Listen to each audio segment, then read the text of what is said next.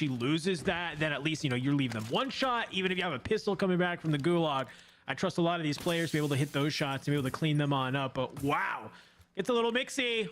The first time Severpina loses port. Like I said, good job on Champino to be able to come out on top there. For Swissen, Zorro, and Marco El Sancho, though, a little bit of a rough game number 2. They were the first team eliminated. But here in game number 3, seems like they've managed to regain. They've reset the mental, already taken some early fights that are seemingly going their way. Elsewhere, this is team Moonride and Co. that did get relatively late last game. In the end, though, it ended up going down. I think it was just inside the top 10 multiplier for the 1.6. Early game not going so well right now. They might well have numbers, but they have to hit the regain here. They don't have full plates in this 2 versus 1, and the player they're going up against has control of top yellow roof. So gonna have to try and push him out. 1 versus 1 here as Auden looking for the push. Surely will have heard that slide for the audio cue. Does maybe not matter. Yep, goes for the drop shot. Poyo Jerry down for the count and extra love taps as well. And you probably deserve it in that situation because that's not something a gunfight you generally speaking should win. Hey, well, that's why we're starting to see why some of those players were top of our kill leaderboard when it came towards lower round 1. For Dandaman, Sweezy, and Arj. They are just flying into this fight right now, and you have 2 other teams who already started to managing to maybe try and take this fight, but no, it's quick pickup with the LTV, rotates on out. But for Relax, your map number 1 winners, they're gonna go ahead and just try and back Percy on down. They did a great job in game number 2 as well. They found some decent amount of eliminations. They got pretty deep into that zone, given how hectic it was in downtown. Now here in game number 3, I think they're just looking to try and start it as good as they can. You slide on through as a team, and I like that. Do not give it any opportunity to try and isolate that fight. Very quickly, you cut down Percy. Another one added to your board. I think that must be either reposition or recovery from Percy early on, because they were towards the eastern side of the map in the last game, right? They were contesting towards, I think it was team number 7 on that rotation. So interesting to see them here at this stage of the game. Switching over to Moonride, though, we just saw them get wiped. I'm not too sure if that was a full wipe or if that was down to the ghoulie. I have to imagine it is going to be the latter. There is still life in Moonride and Co. yet, but towards team number 11, Cardu, Vida, and Aizen, they're going to push in towards Kenzie, who is on their lonesome up top, and it's easy pickings for the squad. Yeah, good job for them just to be able to kind of continuing to roll around, and they're actually in sort of a double vehicle, and I like this plan a lot. They can just really roam together. They don't have to try and take any fights if they don't need to. For Millsy, Skinner, control decked up, continuing to get aggression after that last game, and they are kicking themselves for dropping it when they did. But look who's on the other side of it. It's Kudli, it's Uzi, it's Stussy. Just trying to stay alive here. They are kind of shooting fish in a barrel right now, as nobody wants to show face at all. Oh, dude. Millsy might be able to find some type of angle. I'm waiting for... Oh, look at this. They're going to answer on back. Control deck dropped. Skinner dropped. Millsy tries to get a little bit of the fadeaway, but knowing that they have 2 knock, they fly on forward. I have no idea how you just lose that fight. I'm going to be real straight up with you. Caster Dan coming off. Warzone player Dan is chalking right now. How do you drop that? You literally have them all in one area. You scooch on up, and next thing you know, you're getting 2-piece by 1 guy. Hit the VOD, boys. Please, please. Yeah, that was both too individual and too wide of shoulders thrown there for team control. I was gassing them up. They were having such a good cast for a couple of games, and now it's all gone awry. They'll have to hit the regain off the back of that play. Down towards downtown, though, of course, this was the final zone last time around. Team number 18 seems like they've repositioned here again. All were turfed out of prison because they're in a totally different part of the map, and they're also in danger here. 1 player far removed here from the couple of players that did push Y3. Nothing with reposition. Good for the first. Now looking for the second with a movement. Surely not number 3. That is disgusting as Kawada and Igorka go down. Beautiful movement play. Some of our teams are losing 1v3s. A couple of the other ones are going huge with them. That's a big team to take off the map. They're going to be fine on the leaderboard, rest assured, but either way, chalking a map for them ensures that they do not just absolutely run away with it. So we are now up here towards the tents, just getting a nice little eye in the sky. Codwell, Spyro, and Chimpy, a team we've seen get in the mix a number of times already. Most of our squad's still sitting pretty, though, Infinity. Yeah, just where you want to go to at the start of this game. Yeah, Zone just kind of loosely pulling towards this western side. Really going to look at where next does it go. Just kind of waiting. All right, there we go. Sitting a little bit center. You'll have some of these teams able to play from the Super Sword side. A couple other squads will play through TV Station Ice House's side. Everybody should still feel pretty okay about these rotations. It looks like it could be a nice house to finish. Looking forward into the future. I'm using my Raven Simone powers to see where we're going to go in towards the back half of this game. Of course, you did drop down in Millie Base, which we've not really seen a lot of today, considering it is, of course, on the edge of the map, so there's no real surprise there. You'll be sitting pretty with that zone rotation. Be really happy with the position you've picked early on in this game. Towards Promenade, though, you can see Vinkub and Co. We saw them kind of fall, I think, in the middle of the game for the last couple of games. So they've been pretty steady thus far. See how they continue on in this game. For Strawberry and Co, just one more player right in front of them from team number 10, and they are on the hunt for this last remaining player. They're trying to play their life. Clap in the corner. Here comes the chow, and it's easy peasy lemon squeezy for those players. That's another easy kill on the board. Yeah, I like the respect sometimes to some of those where it's not just one player flying on forward, right, and then gets into that fight, and then even if they get knocked, right, you're just putting yourself in a position that you don't even need to be in. It's, hey, let's wait a little second. It's a little bit of discipline to say, okay, now let the teammate fly around for the back. So even if I do lose this fight, it's still a 2v1. It's still a-okay. But the job's not finished yet here at Storage Town because Team 22, they are rolling on in. And they are trying to sniff you out right now. You are split, though, if you are Team 32. And I like this. Jumps up towards the top, and there you go. Oh, that's good for 2. Takes them on down. Artur, Opticolo dropped. And all you just have in Rusnum just sitting on the outside. Now just trying to think about where do I go from here? What happens? PA will rip out over the top, get that confirmation. And you rolled into Storage Town thinking that maybe you'd win this fight easily. You have to run away. Have to maybe have your tail between your legs and figure out a place to regain. Rusnum will get away, of course. They didn't know exactly where that player was located, so that's going to give them the coverage to get the hell out of Dodge. It will keep their team alive for the moment, although things pretty difficult here in the early game for that squad. Back towards Relax, then we go, of course. Game number 1 winners. Now they've made their way all the way towards Train Station, and they've got a hell of a lot of squads all around them. On their heels, I believe, is Season T. Right behind him, also team number 49 floating in right above them as well. They're about to take this fight here, and IB's a bit far away from his teammate, so Versity might be in trouble here. Well, he does find the opening onto Quixie. Backs on down. We'll let the teammates kind of try and jump on through. A great thermite, though, from Grizzy. Directly into the window. LC10 in hand. Can you find him jumping on out? The damage is there. You're able to find Versity. Ibby goes down at the hands of Grizzy as well.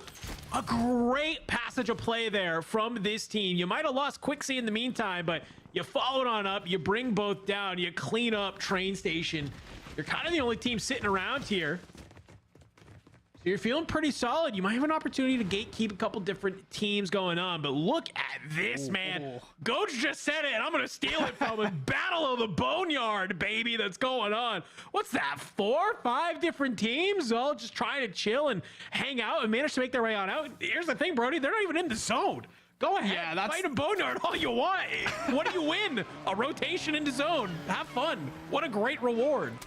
Yeah, that is, it's the big issue. There are 6 teams there fighting against one another, so they have to both think about trying to take your teams out and rotate at the same time. That is a huge ask. And if there are any vehicles still left around, they might want to think about grabbing one and getting the hell out of Dodge. Not entirely sure. Right now, though, flip side of the situation, Vinkub is might as well get some relaxing music on because they've got nothing going on over by Promenade. They're waiting for people to go in their direction. Elsewhere, Team 45, War Daddy and Co. able to wipe Sag down to Ghoulie. They go at this stage in the competition. And they will have Junkyard to themselves here for the moment. Over by Hospi, this is a big place to get in this map, considering it's right on the edge of the zone. There isn't much in the way of teams coming from the eastern side of the map in their direction. So this is still going to be nice, I think, just to have for a power position to fly down from. And it's currently just a couple of players on the other side. You can see them through the X-ray. That's Milo and Kamika trying to make their way away. They've got a third teammate there as well inside Hospi, but down over by Torsk Block. We're looking towards Draken and Co. They slide past one player sitting in the corner, and those shots are problematic. 47 will pick up that kill. Now brings us down to a 1 versus 1. Nourish on the other side. 47 gonna get this. does not have a third plate to add. Not sure what Nourish has to work with, but Nourish can just pre-fire through. There we go. 47 will actually do it. And we'll back away here for a moment. Hit the reset and might be looking for a bit of a movement change. Yeah, as the Heartbeat is just trying to keep an eye on, see where that player potentially could be, and Nourish just on this outside, just trying to do whatever they can to maybe clean this one on up and starting to get aggressive. Moves on forward. You can see this is still on that sort of edges zone. You have a number of teams who aren't too far away either. See Clumsy, Nova, Pro Urson, they're top of the Twins. They're looking down at this fight. They're hearing all this battle happen. And for 47, you might try and rotate on out of here, hit that buy station if you can. Over towards Storage Town, though. The other side is zone. Look at this.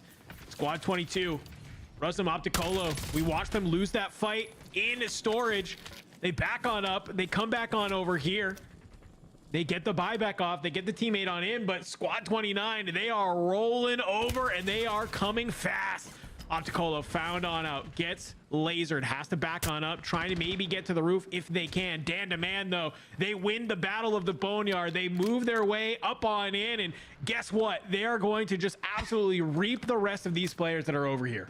Yeah, you best hope if you're a Team 22 that somebody here has some kind of ghoulie left at this stage in the competition, given how hotly contested this area of the map was. I don't know about that one, Chief, especially I think Optico did go down earlier on, actually, with Rustam being the last one left alive. So yeah, there is no ghoulie to work with here whatsoever. Is going to hit the buy, though. Does have enough cash to get the regen on towards one. So coming back in. I don't know if there's any escape for Opticolo here. We'll make a movement play through the smoke to try and survive. Cracked is that player. Arge runs right past him. 2 ships in the night. Maybe some value here for Opticolo. A wide fight to kill against Tanderman. How has that happened? Surely not another one. No, Sweeney's not going to give it away for free. But I'll tell you what, if you're Opticolo, I don't know, you're believing in a god right now because you just got away with some value you should never get. Yeah, dude, I don't know what we have going on here, but the fact that he was able to not only stay alive, he gets the buyback and then manages to find a knock in the process. Unfortunately, it's not a full. I would have loved to see it if he managed to do that. At least you get 1 point before getting taken on out, but still, though, that's just kind of one of those like momentum juicers. That's good for the mental to try and like win that. You're like, okay, wait, we're still in this. We're still feeling pretty good, right? But wow, what a fight. For Zenkong and Brello, though, looks like they're still alive and well over here towards the airport side, cleaning up one more. They've taken advantage of this ATC tower. And they're managing to hold it on. One thing I've noticed here, Infinity, is we kind of have gotten deeper and deeper into the games. These lobbies are holding on very, very well. I mean, we're getting to the end of Zone 3. We still have 32 teams up. That is a lot of squads that are about to be in a very small area, especially towards this airport side. Yeah, I think there's a bit of apprehension, right? You don't just kind of throw yourselves at a team and then immediately lose control of the game, especially at this stage of the competition. You want to get as far into the game as possible to get as good a multiplayer as you can. So that's probably why we're seeing that right now. Looking towards Twins, though, it is going to be Team 13. VinCub, I swear, every single time we've got on board with VinCub, they have just done, like, we're not seeing them take any fights whatsoever. They're just chilling like a villain towards Twins, hoping they get some engagement sooner or later. But if we do want engagement, we're probably going to have to turn our attention over towards Airport. Team 14, Mysex and Co. We saw these guys beaming earlier on, and they smell blood in the water here. Another player is in their sights. Quixie trying to fly on forward. We watched this team do a great job of picking apart. Of course, Team Relax wasn't too much of an issue there. On the outside, Grizzy, shots are getting a little shaky, though. Out into the smoke. Christo, gonna be the one to cut you on down. And for Maychex, you're just gonna kind of, I think, just getting a little bit of patience here on the outside of Storage Town, just waiting. Quick little view at the map. As we are pulling more and more down here. My cause for concern here, Infinity, is this going to be one of these endings that ends in the wide open airfield where you got the Doritos on one side and just really nothing else in the zone at all possible. So many of these teams are going to be playing from the bottom side and only a handful from the north, one of them being that squad 11 that we see them, right? Aizen, VDOT, Katsu playing all together. So I think if they can manage to clean up Squad 43, they actually might be the best set up here just to kind of slowly but surely make their way into zone. For everybody else, you have to kind of weasel your way in through some of these buildings to try and find an area. I'm looking at that ATC as well, and I'm seeing 3 different colors potentially on that. And this is Zenkong and Brello. We saw them have control of the ATC, but other people, they've decided to join the party. Yeah, if you've got the utility to kind of hold this out, this is huge control for later on in the game, especially as you said, if this ends in a really open area, Kong can just snipe his way through so many players. It's going to be difficult to deal with teams up in ATC, and you can see there just a little sliver that's going to be inside the zone, so they'll be perfectly fine here. I believe that's a lot of UAVs potentially for this squad. They had a lot of utility. We saw them with a lot of money going into ATC, so it would make sense if the advanced UAV is going to be the play for them. Buyback now coming out from the team right in front of them. This is team number 27 here. Belv, Inferno, and Adversity looking for kills as they try to get away. Marco El Sancho making the little great escape, only he won't escape for long. Zoro now having a reach out here in a 1 versus 2. Teammate brought back in, so won't be long before it's a 1 versus 3, and I don't think these guys are going to rest on their laurels. They're going to go straight for this final kill, getting Zoro. Finishing your gunfight is something you and Tiff discussed yesterday. They want to take Zoro out if they can. You absolutely want to try and bring them on down. You can't overextend. You can't put yourself in too bad of a position here, because you can look around. There's a number of teams around you who would love to try and get some of those shots on in, who would love to take you on down. You've yet to look on this other side of the wall, though. That's what's crazy. You do have Squad 40. They're kind of looking on over. You have another team that's over towards the hangars as well. They're trying to keep you at bay. And yeah, I mean, this squad would love to be able to take down that final member, but you're just never going to get an opportunity to. I'm looking at the kill feed and elsewhere. There's teams who are finding all of their kills. These guys are going to be sitting pretty for a really long time right now if they're not going to find this last player. It's worth saying, looking over towards the map that we get, I mean, there isn't really much in the way of contention. There's team number 40 that are relatively close by. You can see them actually look over towards green to keep an eye out for. Zoro is slowly moving forward. He might be thinking about trying to find value here in this 1 versus 3, because his idea in this situation is, hey, if I've got any cash whatsoever, that's the buy I'm going to get my team back through. There's very little chance of us crossing completely unabashed towards the airport side. And here we go. Shots going out now across the way. Zoro still not taking the bait just yet. It's still just sitting pretty, waiting for a freebie to come across his path, and that might be it. Infernal tagged up here, having to back away, but that's information now. You know Zoro is still there. Zoro now pushing up, has to go for the immediate chalk here. Belv moving away.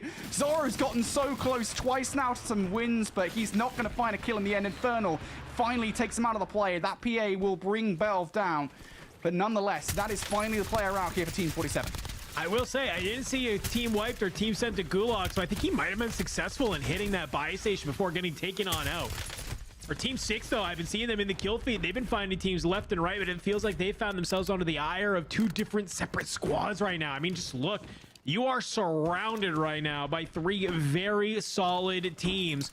And even that, even if you can manage to get on out of here, there's a 4th team waiting in the wings who would love to be able to get some of those points. So for Schrader, you were sitting up top, you were feeling good, it was looking pretty, and then all of a sudden you are eliminated. You are the only player left alive. For B Groovy and Co, they are just trying to be able to find some of these players. Slides on in, Armor Crack is there, teammates good for the trade, and that's Zen. This team had to move out of top ATC, and you have a good idea where the last final player is on the wall.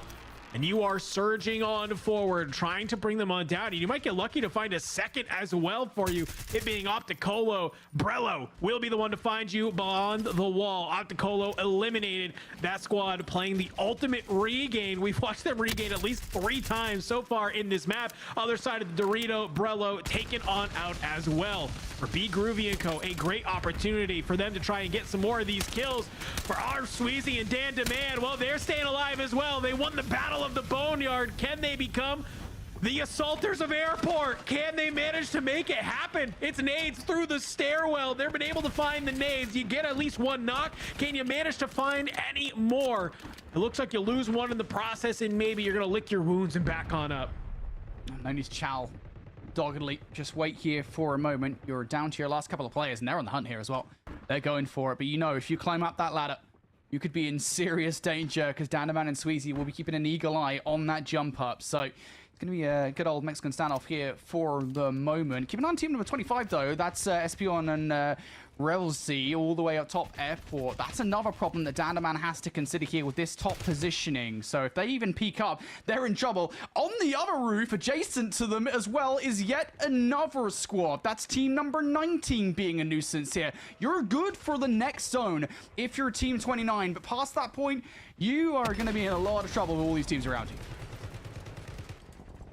Zone going to force a lot of these teams to move. What can you make happen? Begsley and Kruger, they're on this outside of fire. for Clumsy and Pro Worsen here. Just trying to maybe stay alive as long as you possibly can. You do have this helipad to work with.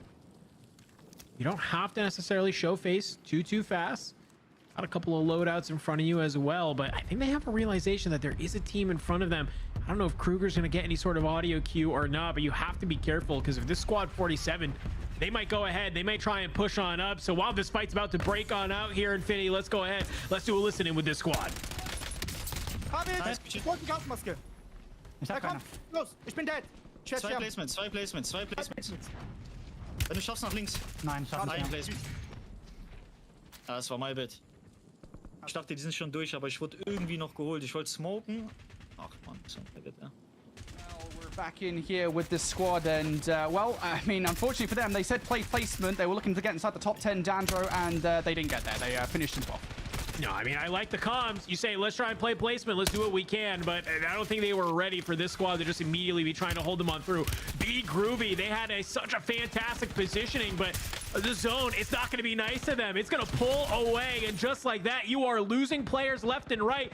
But here we go yet again. This team, it just seems like everybody's pulling off 2v1s where it matters. They are fighting their way into zone, literally trying to will themselves into the final moments of this game here in drop number 3. Just trying to clear out the hangars as best they can. It seems like they've done a decent job. I mean, they're going to have this entire south side, but this is what I'm worried about. Peaks, they're looking down. They might have an angle. If you're not careful, they could cut you on down, and that's until, of course, Squad 19 has something to say about it. Across the way, I believe that is Kudli, Stussy, and Crystal Shots that you got to contend with. So we talked about it, the status quo, just a moment ago, that there are teams all around this one building. The status quo hasn't changed all that much. Aizen trying to change it, though, trying to move all the way forward here, looking to get some kills of the team right above them. That is Stussy and Co. They can move them. It'll also alleviate some pressure on the other side. Getting this control is huge for them, for kills and for placement. Moving forward, looking to top 6 in a 2v1-1 team. Stussy down for the count, and the teammates nowhere to be found. They're trying to play for placement, trying to play their lives. Kazu Vidar Aizen. Nice little thermite towards the top. Maybe just trying to cut them on down. Unfortunately for you, this user not gonna let that happen. Kazu gets dropped. The smokes immediately come in to go for the cover. The res is there, and I love this. Vida making sure that nobody is going to try and just drop in and get a nice free pick. Zone, though, Brody is gonna pull to the complete opposite side. Literally everybody has to start moving right now. And for War Daddy and Co, I mean, they might be the team that's in the best case scenario right now. They're trying to catch up all of these players on rotation. Some people going roof to roof, others trying to make their way in between the buildings. But I don't know. I mean, it's a moment of reprieve for the time being. Vida still managing to find some of these kills. And for Benno, Be Groovy, they're still alive. You got one player that's here. You've made it to the top 5. It's just now all about activating at the right time. Maybe you can go for some type of third party if you need, but it's only one trio still alive here, and that's these 3. Now, these were the guys that got here first. War Daddy did get across, but it was only War Daddy momentarily. And now it is just Akudama down low. But these guys, they have full hits on every single team right now. Scrobby and Pullen trying to play their lives, but it's just not happening. They've got no choice but to peek out in this situation. They're trying to play for placement. You're not really going to get much further than this at this point, though, as, well, it's roof control. Looking pretty good for Kado and Co. Just one remaining player. Down low to take down. Just looking to get it done. It's a 3 versus 1. Hiding ain't gonna help you in this situation. There's one kill towards the end. That's all they're gonna get. It's Aizen and Co, the winners of game number 3. Hey, I mean, we watched this team. They did a great job of just finding their kills all the way through the map, just cutting their way all the way from